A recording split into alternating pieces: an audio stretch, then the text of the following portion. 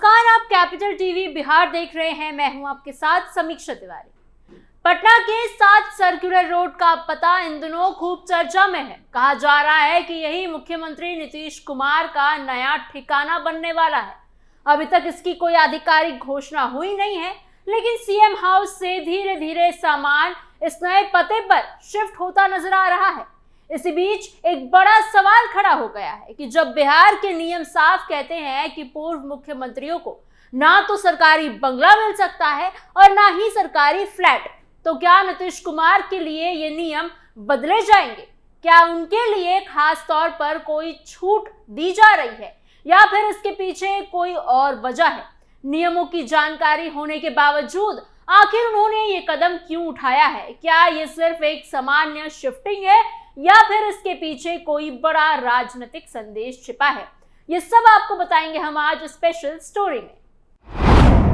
सियासत में फिर उठा आवाज का मुद्दा, क्या फिर होगा नियमों का जुगाड़? पटना का 7 सर्कुलर रोड इन दिनों अचानक से चर्चा के केंद्र में आ गया है। वजह है मुख्यमंत्री नीतीश कुमार और उनका इस पते से जुड़ा नया फैसला। सबसे बड़ा सवाल यही उठ रहा है कि मुख्यमंत्री पद छोड़ने के बाद नीतीश कुमार आखिर कहां रहेंगे? जानकारी के मुताबिक वो 7 सर्कुलर रोड वाले सरकारी बंगले में रहने की तैयारी कर रहे हैं। हालांकि अभी तक इसकी कोई आधिकारिक घोषणा नहीं हुई है और हम भी इसकी कोई पुष्टि नहीं कर रहे हैं, लेकिन जो संकेत मिल रहे हैं उससे यही लगता है कि ये उनका अगला ठिकाना हो सकता है। दिलचस्प बात तो ये है कि ये पहली बार नहीं है जब नीतीश कुमार इस बंगले में रहने जा रहे हैं। इससे पहले भी वो यहाँ रह चुके हैं। साल 2014 में लोकसभा चुनाव में हार के बाद उन्होंने मुख्यमंत्री पद छोड़ दिया था और तब उन्होंने एक आने मार्ग वाले मुख्यमंत्री आवास खाली कर 7 सर्कुलर रोड का रुख कर लिया था। बाद में जब जितन राम मांझी को हटाकर उन्होंने दोबारा सत्ता संभाली और 2015 विधानसभा चुनाव में जीत हासिल की, तो फिर से वो मुख्यमंत्री आवास में चले गए। लेकिन उन्होंने 7 सर्कुलर रोड वाला बंगला पूरी तरह से नहीं छोड़ा। अब एक बार फिर से वो मुख्यमंत्री पद से हटने की स्थिति में है। तो 11 अप्रैल को उन्होंने अपने कुछ सामान इस बंगले में भिजवा दिए। इसके बाद से ही ये चर्चा और तेज हो गई है कि वो आगे इसी जगह रहने वाले हैं। अब यहाँ से एक बड़ा और अहम सवाल उठता है कि क्या मुख्यमंत्री पद छोड़ने के बाद उन्हें सरकारी बंगला मिल भी सकता है या नहीं? नियम साफ कहते हैं कि ऐसा संभव नहीं है। मुख्यमंत्री पद छोड़ने के बाद कोई भी पूर्व मुख्यमंत्री सरकारी बंगले का हकदार नहीं होता। अभी की स्थिति में नीतीश कुमार राज्यसभा सांसद हैं और इस हैसियत से उन्हें दिल्ली में टाइप 8 बंगला मिल सकता है, लेकिन पटना में नहीं। बिहार में सरकारी बंगले सिर्फ विधायक, विधान परिषद सदस्य, मंत्री और मुख्य सचिव जैसे पदों पर बैठे लोगों को ही दिए जाते हैं। पहले एक समय था जब पूर्व मुख्यमंत्रियों को भी सरकारी आवास दिया जाता था, लेकिन इस नियम को पटना हाई कोर्ट ने फरवरी 2019 में खत्म कर दिया। ये फैसला अपने आप में बहुत अहम था और इसके पीछे एक पूरी कहानी है। दरअसल ये मामला तेजस्वी यादव से जुड़ा हुआ है। जब वो डिप्टी मुख्यमंत्री थे तब उन्हें 5 देश रत्न मार्ग का आवास मिला था, लेकिन जुलाई 2017 में जब नीतीश कुमार ने आरजेडी का साथ छोड़कर बीजेपी के साथ सरकार बना ली, तब तेजस्वी यादव की कुर्सी चली गई।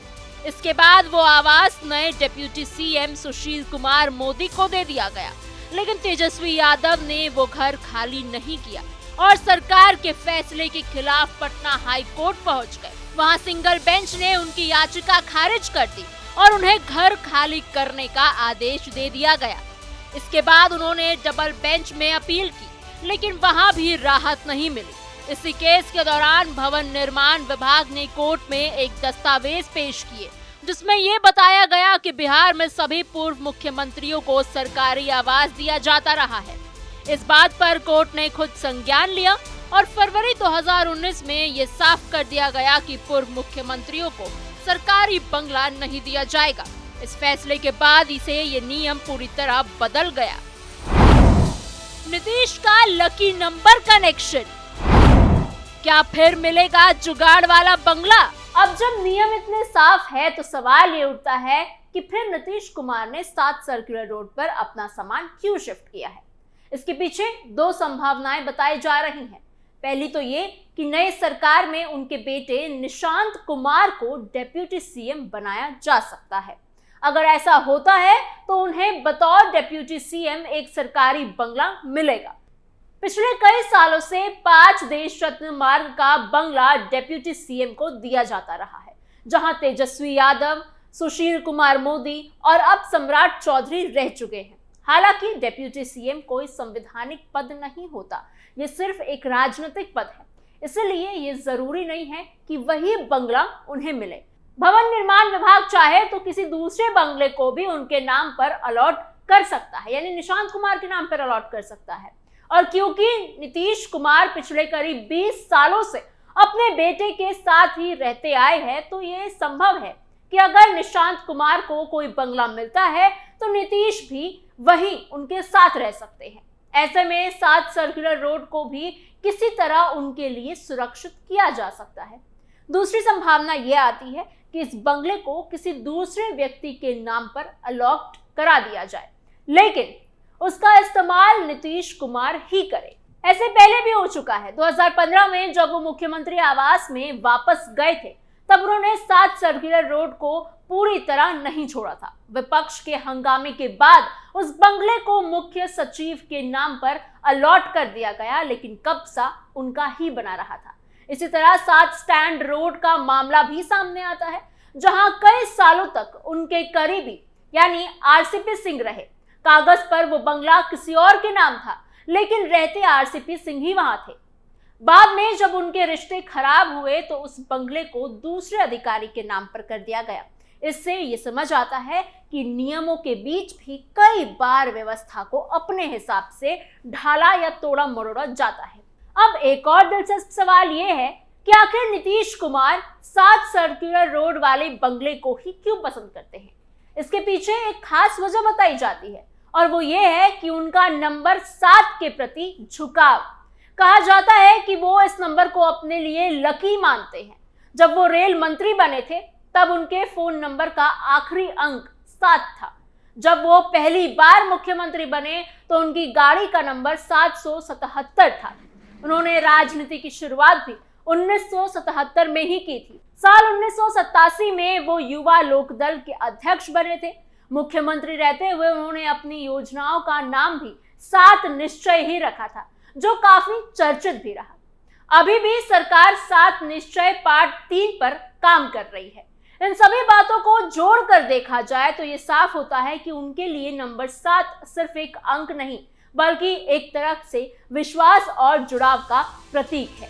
अब बात आती है कि आखिर सरकारी बंगले का आवंटन होता कैसे है। इसके लिए भी साफ नियम बने हुए हैं। बिहार सरकार के गजट के अनुसार विधायक, मंत्री और मुख्यमंत्री को रहने के लिए सरकारी घर दिए जाते हैं। ये काम सरकार का भवन निर्माण विभाग करता है। मंत्रियों को केंद्रीय पुल के तहत बंगले मिलते हैं, जबकि विधायकों और विधान परिषद सदस्यों को अलग आवास परिसर में फ्लैट या घर दिए जाते हैं। मंत्री को राजधानी में एक पूरा बंगला मिलता है, जिसमें स्टाफ क्वार्टर्स और बगीचा भी होता है। इसके रखरखाव और साज सज्जा का खर्च भी सरकार ही उठाती है। बिजली और पानी जैसी सुविधाएं भी मुफ्त होती है। लेकिन जब कोई मंत्री पद छोड़ता है तो उसे 30 दिन के अंदर यह आवास खाली करना होता है। इसी तरह विधायकों के लिए भी एक तय आवास व्यवस्था होती है, जहां हर घर का आकार लगभग समान होता है और नंबरिंग विधानसभा सीट के हिसाब से की जाती है। विधान परिषद सदस्यों के लिए भी अलग से आवास बनाए गए हैं। इन सभी नियमों और घटनाओं को जोड़कर देखें तो मामला सिर्फ एक घर या फिर पते का नहीं रह जाता, बल्कि ये राजनीति, नियम और व्यवस्था के बीच के रिश्ते को दिखाता है। एक तरफ नियम साफ कहते हैं कि पूर्व मुख्यमंत्री को सरकारी बंगला नहीं मिल सकता, तो वहीं दूसरी तरफ जो घटनाएं अब सामने आ रही हैं, वो कई नए सवाल खड़े कर रही हैं। क्या नियमों को फिर से बदला जा सकता है, उनमें बदलाव होगा, या फिर किसी दूसरे रास्ते से वही व्यवस्था कायम रखी जाएगी? यह आने वाला समय बताएगा।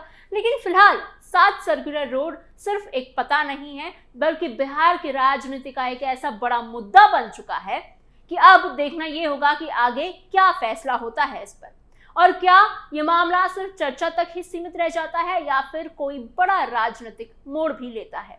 आपको क्या लगता है? आपके सोच विचार हमें कमेंट बॉक्स में जरूर बताइएगा। ऐसी और खबरों के लिए बने रहिए कैपिटल टीवी बिहार के साथ।